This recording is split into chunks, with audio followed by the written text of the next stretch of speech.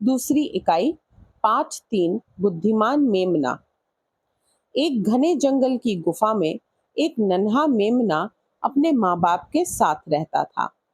उन सबके खाने के लिए जंगल में बहुत कुछ था, झाड़ियाँ, पत्तियाँ आदि। तीनों का जीवन आराम से कट जाता, बस शिकारी जानवरों का डर भर न होता। पूरा जंगल बड़े बड़े बाघों और चालाक निर्दयी गीदड़ों से भरा हुआ था।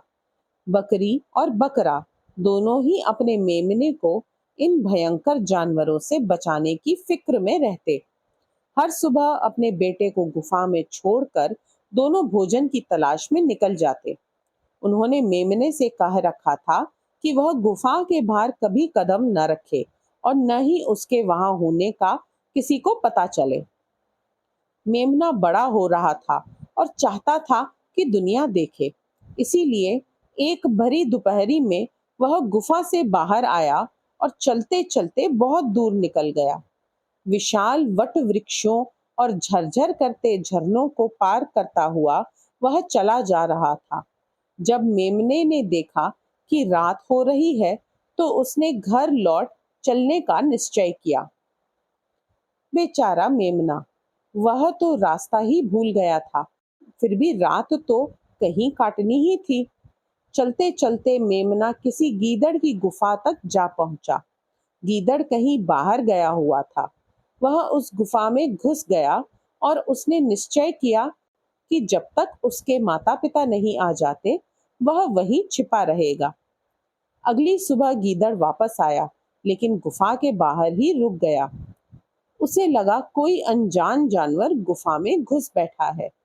गीदड़ तेज आवाज में बोला, बाहर आ जाओ, वरना बचोगे नहीं। मेमना समझदार था। उसने एक खूंखार जानवर की आवाज में जवाब दिया, मैं शेर का मामा हूँ। मेरी दाढ़ी बहुत घनी, लंबी और मजबूत है। अपने भोजन में 50 बाघों को एक साथ खाता हूँ। जा भाग, मेरे लिए भोजन का प्रबंध कर। गीदड़ की तो सिट्टी पिट्टी गुम हो गई। उसने सोचा, इससे पहले कि यह भीषण जानवर बाघों की खोज में गुफा से बाहर निकले, मुझे यहाँ से 9-2-11 हो जाना चाहिए। पलक झपकते ही गीदड़ जंगल से दूसरे छोर पर था, जहां उसे बाघों का सरदार मिला। गीदड़ हांफते हुए बोला, महोदय, मेरी गुफा में कोई अजीब सा जानवर छिपा बैठा है। ऐसा लगता है कि वह बहुत विशाल और बलशाली है। उसकी भयानक आवाज सुनकर ही मैंने यह अंदाजा लगा लिया है। उसने मुझे अपने खाने के लिए 50 बाघ लाने का आदेश दिया है। बाघ बोला, कौन सा जानवर है जो एक साथ 50 बाघ खा सके? मेरे साथ चलो, ऐसा मजा चखाऊंगा कि उसे नानी याद आ जाएगी। इस बीच बकरी और बकरा अपने बेटे को ढूंढ रहे थे। उसके नन्हे खुरों के निशानों पर चलते चलते दोनों उसी गुफा तक जा पहुंचे और उसे पुकारने लगे। मेमने ने गुफा से बाहर निकलकर गीदड़ वाला किस्सा सुनाया। तभी उन्होंने दूर से ही गीदड़ और बाघ को अपनी ओर आते हुए देखा। अब हम भटक तो गए हैं, मेमने का पिता बोला, फिर भी कोई तिकड़म लगाते हैं। तीनों ने मिलकर एक योजना बनाई और फिर गुफा में जाकर बैठ गए। जब बाघ गुफा के पास पहुंचा, तो बकरी ने मेमने के कान जोर से उमेटे।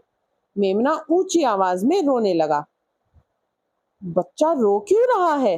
पिता चिल्लाया। वह खाने में बाघ मांग रहा है, बकरी बोली। हम जब से इस जंगल में आए हैं, तब से इसने हाथी, भालू और भैंसे तो खाए, पर बाघ नहीं मिला। हाँ हाँ, मेमने का पिता आवाज बदलकर बोला, मैंने गीदड़ को 50 बाघ लाने के लिए कहा है। तुम बाहर जाकर देखो वह आया या नहीं।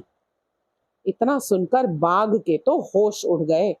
वह किसी भयंकर जानवर के बच्चे द्वारा बड़े बड़े हाथी निगलने की कल्पना करने लगा। उसे लगा कि उसकी भी मृत्यु निश्चित है। ये सोचकर बाघ वहां से भाग खड़ा हुआ। गीदड़ भी उसके पीछे भागने लगा।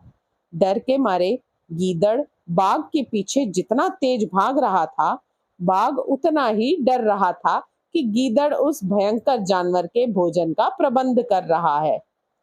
बाघ और गीदड़ के भाग जाने के बाद बकरी परिवार अपनी गुफा में सुरक्षित वापस आ गए। बहुत दिनों बाद जंगल के प्राणियों को अपनी मूर्खता का पता चला। सबने बुद्धिमान मेमने की बड़ी प्रशंसा की। सभी जानवर जंगल में वापस आ गए। वन में फिर से चहल पहल हो उठी।